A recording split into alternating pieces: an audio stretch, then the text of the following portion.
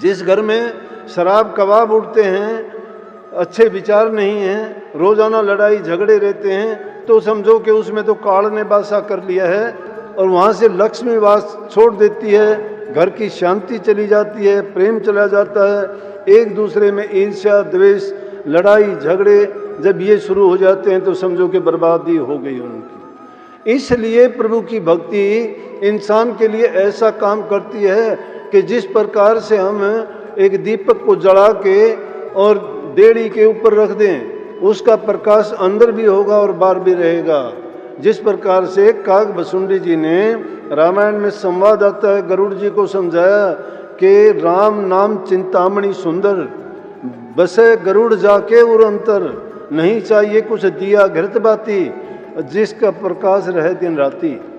कहते हैं कि हे गरुड़ जी के नाम जो है, प्रभु की भक्ति जो है वो इस प्रकार से है जिस प्रकार से चिंतामणि, मणि जिसको कहते हैं, कभी कहानी सुनते थे कि सांप के सर से निकलती है वो मणि होती है।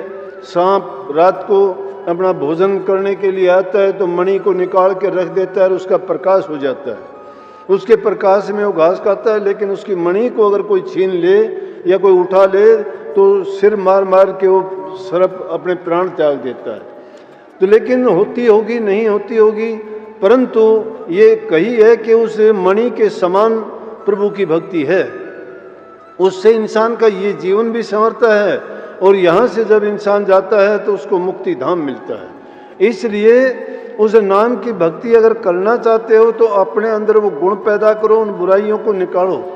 जब वो, और उस नाम के लिए कुछ भी जरूरत नहीं है, कुछ भी जिस चीज़ के लिए नहीं देना पड़ता। वैसे तो उसकी कीमत देखोगे तो जिन्होंने नाम के लिए जो कष्ट उठाए, महाराजियों का जिक्र बार बार आता है। कल भी सत्संग में आज उनके जन्मदिन को मनाते हैं, अगर उनके जीवन को ही हम देख लें तो ना तो किसी ग्रंथ को पढ़ने की ज़रूरत है और ना ही किसी दूसरे उपदेश शिक्षा की ज़रूरत है। उनकी तो एक एक जो बात अगर जीवन की देखोगे तो अपने आप में ग्रंथ के ग्रंथ रचे हुए हैं, क्योंकि सब हालात से गुजरे। लेकिन ये इनकी अकेलों की बात नहीं है, संतों के साथ सबके साथ ऐसा हुआ। क्यों कि उनके लिए उन सब चीज़ों से गुजरना इसलिए ज़रूरी था कि वो हर मानव के दुख को, उनकी तकलीफ़ को जान सके कि इंसानों को क्या क्या दुख होते हैं और उस दुख का कारण क्या होता है और उन दुखों से बचने का कारण क्या है। तो जब उनका पता लग जाता है इंसान को तो उनसे वो छूटने का, उनसे दूर होने का और उनको ठीक करने का प्रयास करता है। लेकिन हम क्या करते हैं कि संसार के कुछ पदार्थ मिले तो हम इतने भूल जाते हैं, अभिमान में आ जाते हैं, हम सोचते हैं कि हमारे समान कोई है ही नहीं।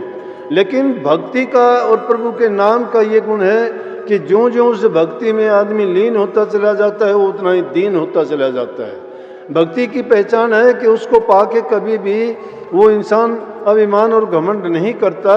जिसको वो शक्ति वो ताकत मिल जाती है उतना ही वो गरीब बनता चला जाता है, उतना ही छोटा बन जाता है। जिसको नानक साहब ने क्या कह के फरमाया कि ऐसा नन्ना हुए रहो जैसे नन्ही दूब, और घास सब जड़ जाएगी दूब खूब की खूब। कबीर साहब उसको कहते हैं कि मैं नीचन का नीच, कि मैं नीचों का भी नीच हूँ, कया बांधी जाम गुलाम हूँ। क्या क्या नाम संतों ने कभी अपने आप को ये कहा ही नहीं। वो हालांकि दोनों जहान के मालिक थे, जिसको चाहे वो चीज़ बख्श दें। दाना दाना नहीं रहना चाहता, मिट्टी में डालते हो, बढ़ने के बाद में ऊपर जब आता है तो पेड़ बनता है। वो पेड़ जब बना कि उसने अपने आप को मिटा दिया। अपने आप को अपने आप बड़ा बनाना चाहते हो, नहीं बनोगे, लाख कोशिश करना। ये चतुराई चालाकी का, हेरा फेरी का रास्ता नहीं है। ये रास्ता है सच्चाई का, दृढ़ता का, विश्वास का, यकीन का। दृढ़ भोके चलो। कहेंगे कुछ का कुछ कहेंगे दुनियादारी के लोग, बोलेंगे जो उनके मन में आएगा, जैसी उनकी सब सोच होगी। कोई कमी नहीं छोड़ेगा, जो जिसके पास होगा वैसा ही करेगा। लेकिन फैसला कब होगा? दरगाह में होगा मालिक के, वहाँ फैसला हो जाता है। एक दरगाह यहाँ भी होती है, फैसला यहाँ भी हो जाता है। लेकिन उस फैसले से संतुष्टि नहीं होती, डबल मार लगती है। यहाँ का फैसला कानून करता है, समाज करता है, लेकिन वो जो सच्चा फैसला सत्य की दरगाह में होता है तो यहाँ का कानून तोड़ने की सज़ा मिलती है, वहाँ सज़ा जो मिलती है वो बड़ी खराब है, वो बर्दाश्त करनी बड़ी मुश्किल होती है और जीव के कोई बस की बात नहीं रहती। फिर सत्संग रात दिन सुनते जाओ, कोई फायदा नहीं होगा जब तक सत्संग पर अमल नहीं किया जाएगा, उन बातों को समझ के अपने जीवन में नहीं उतारोगे। सुनते रहो पूरी जिंदगी, एक कान से सुनोगे दूसरे से निकाल दोगे। सत्संग करोगे, सुन के देखो, एक बार नहीं 2 बार सुनो, 3 बार सुनो। यहाँ सुनने में तो फटाफट ऐसा होता है जैसे किताब पढ़ दी गई, इसके बाद फिर दोबारा सुन के देखा करो, फिर पता लगेगा सत्संग में क्या कह दिया गया। जब उससे गौर से पढ़ोगे, सुनोगे, जब आपको समझ आएगी।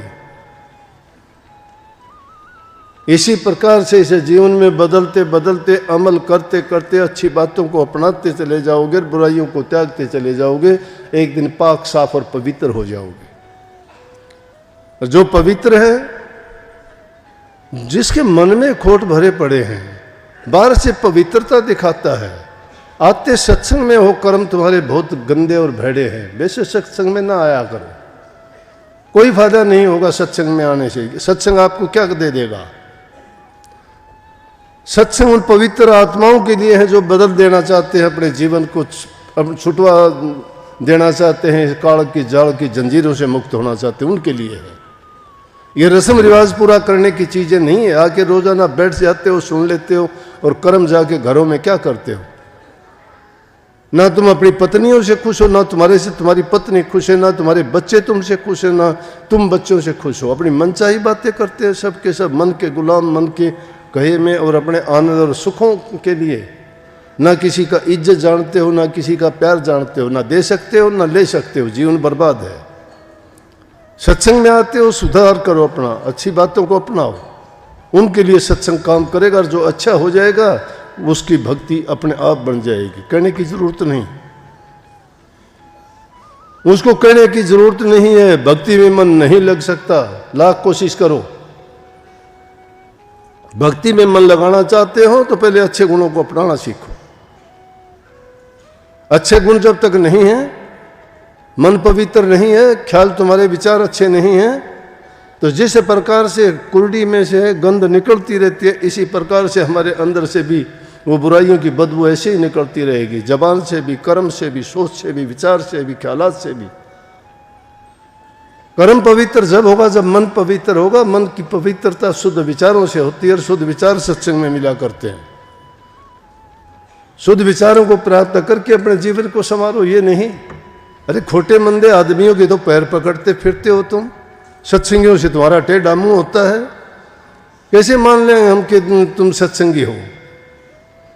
हेरा फेरियां चाला क्या करते हो, झूठ सीखते हो, सत्संग में आके कपट सीखते हो। जवानी इंसान में ऐसी है कि ये इंसान की बुद्धि पर बैठ जाती है, उसको अच्छा भला बुरा सोचने नहीं देती, विवेक खत्म कर देती है।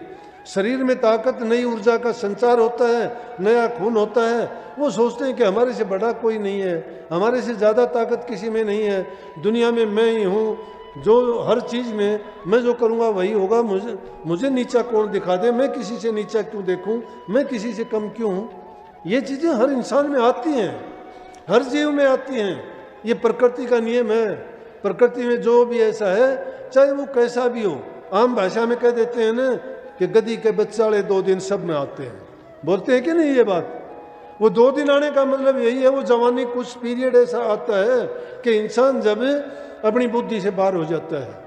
कोई भागी आदमी उस टाइम में भी अपने आप को जो कंट्रोल रखता है, अपने विचार और ख्यालात पर जो काबू कर लेता है, तो फिर वो तो कुंदन बन जाता है। सोना नहीं, हीरा नहीं, कुंदन, उसके बराबर कोई चीज़ नहीं होती। सोने को जितना तपाओगे तपाओगे ताते जाओगे, लास्ट में जो बच जाएगा वो कुंदन होगा। उसमें कोई मिलावट नहीं हो सकती, उसमें वो चमक होगी जो किसी दूसरी वस्तु में नहीं होती। इसी प्रकार से जो उस अवस्था से अच्छा और सच्चा बन के निकल जाता है तो वो कुंदन बन जाता है।